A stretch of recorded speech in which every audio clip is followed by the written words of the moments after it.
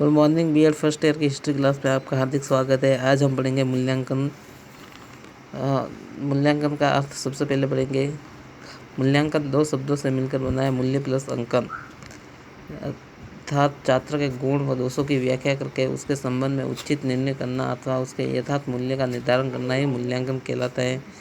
हम किसी भी वस्तु के अच्छाई या बुराई जानने के लिए उसके से पहले हमें उस वस्तु के बारे में जानकारी प्राप्त करनी चाहिए, जिससे हम उसकी अच्छाई या बुराई को जान सकेंगे। तो शिक्षा के क्षेत्र में बालकों के व्यवहारगत परिवर्तन को जानने हेतु किया जाने वाला कार्य मूल्यांकन कहलाता है। अब हम पढ़ेंगे मूल्यांकन की परिभाषा। सबसे पहले जेरोली मेलक के अनुसार परिभाषा पढ़ेंगे। मूल्यांकन द्वारा हम पूर्व निर्धारित लक्ष्यों आदि की मात्रा को निर्धारित कर सकते हैं। यह एक ऐसी प्रक्रिया है जिसके द्वारा हम शिक्षक के मूल्य तथा उद्देश्यों के मध्य तुलना कर सकते हैं। अब मूल्यांकन के उद्देश्य। पहला क्या है? शिक्षण की सफलता को मापना। मूल्यांकन का सबसे महत्वपूर्ण उद्देश्य यह है कि यह शिक्षण की सफलता को मापता है कि शिक्षक का कार्य कहाँ तक पूर्ण हुआ है और छात्रों ने कहाँ तक सीखा है। फिर उपचारात्मक परीक्षण को बढ़ावा देना। मूल्यांकन का दूसरा उद्देश्य यह महत्वपूर्ण उद्देश्य है कि यह उपचारात्मक परीक्षण को बढ़ावा देता है। छात्रों के अध्ययन के क्षेत्र में किसी भी प्रकार की समस्या को वो उपचारात्मक माध्यम से हल किया जाता है मूल्यांकन का। फिर नेक्स्ट, छात्रों व अध्यापकों की उपलब्धियों का पता लगाना। मूल्यांकन के द्वारा हम छात्रों और अध्यापकों की उपलब्धियों का भी पता लगा सकते हैं कि शिक्षक ने कहाँ तक अपने कार्य को पूर्ण रूप से सफल किया है और विद्यार्थियों ने उस शिक्षण कार्य को कहाँ तक सफल बनाने में शिक्षक का सहयोग किया है। फिर शिक्षण पद्धतियों में सुधार करना।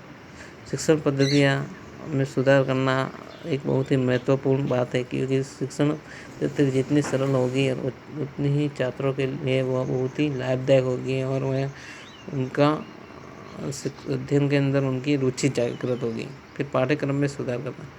पाठ्यक्रम में सुधार करने से तात्पर्य ये है कि मूल्यांकन के द्वारा पाठ्यक्रम छात्रों की अभिवृत्तियाँ, रुचियाँ और उनकी योग्यता तथा उनके लेवल के अनुसार बनाया जाए ताकि शिक्षण कार्य सुचारू रूप से सफल बन सके। फिर सर्वांगीण विकास पर बल देना। मूल्यांकन का महत्वपूर्ण उद्देश्य यह है कि यह व्यक्ति के सर्वांगीण विकास पर बल देता है। मूल्यांकन के द्वारा व्यक्ति का शारीरिक, मानसिक एवं आध्यात्मिक तीनों प्रकार से विकास होता है, जिससे व्यक्ति का सर्वांगीण विकास हो जाता है और व्यक्ति एक सफल बन जाता है। फिर मूल्यांकन की विधि। मूल्यांकन की विधि सबसे पहले हम पढ़ेंगे निरीक्षण विधि। निरीक्षण विधि का अर्थ होता है सुपरविजन करना। इस विधि के द्वारा छात्रों के व्यवहार, क्रियाओं, संवेगात्मक एवं बौद्धिक परिपक्वता के संबंध में प्रमाण प्रदान किए जाते हैं। फिर नेक्स्ट है साक्षात्कार विधि। इसके द्वारा छात्रों के दृष्टिकोण एवं उनमें हुए परिवर्तनों तथा विभिन्न व्यक्तिगत विशिष्टताओं की जांच की जाती है। फिर नेक्स्ट क्रम निर्धारण निधि विधि।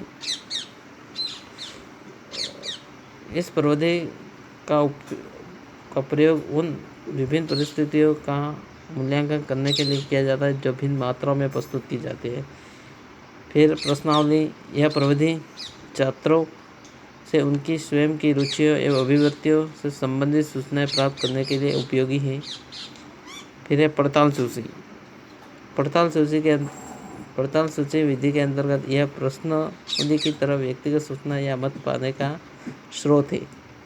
फिर अंत में है व्यक्तिगत अध्ययन की विधि। व्यक्तिगत अध्ययन से तात्पर्य है कि स्वयं के द्वारा अध्ययन करना, और यह व्यक्तिगत, जिससे हम आत्मनिर्भरता की भी विधि कह सकते हैं कि व्यक्ति स्वयं का मूल्यांकन कर सकता है इस विधि के माध्यम से। और आज की क्लास में बस इतना ही। आगे हम पढ़ेंगे मूल्यांकन के प्रकार।